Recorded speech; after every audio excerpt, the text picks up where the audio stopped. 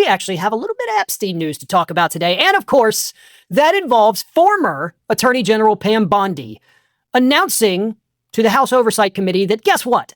I know you've got me slated for a deposition on April 14th, but I'm not going to come. And the DOJ said, hey, we know you subpoenaed her, but since she's no longer the Attorney General of the United States, she doesn't have to show up. Now, I'm old enough to remember a couple weeks ago when you had a pair of individuals who were no longer in positions of power, who had refused to comply with a subpoena to come and talk to the House Oversight Committee about the Epstein files, and they were going to hold them in contempt and prosecute them for not showing up. Now, for those of you who may not remember, those two individuals were Bill and Hillary Clinton, who, of course, under threat of, criminal prosecution, did decide, okay, fine, we'll come in and we'll talk to you. And it did not go well for Republicans at that point. But either way, the last time two people that do not hold any power, but they did at one point, were subpoenaed and they didn't show up, you guys were ready to lock them up and throw away the key. Bondi does it. And James Comer is chair of the Oversight Committee sitting there like, well, they got a point. She's not the Attorney General anymore. Listen, Jamie, you didn't subpoena whoever happens to be Attorney General of the United States on April 14th.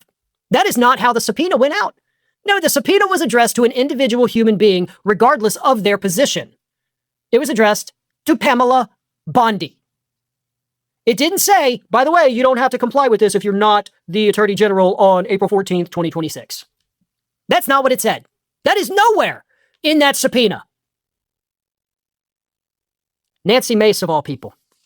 Nancy Mace said this about Bondi's refusal.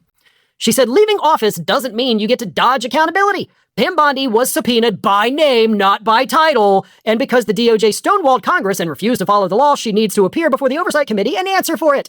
She promised she would comply. April 14th is her chance to prove it. Chairman Comer must make one thing clear. Show up or face contempt.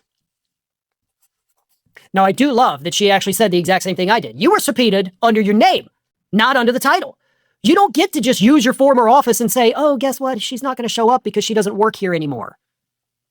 Whatever job she holds, she could be working at McDonald's on April 14th. She is still subpoenaed.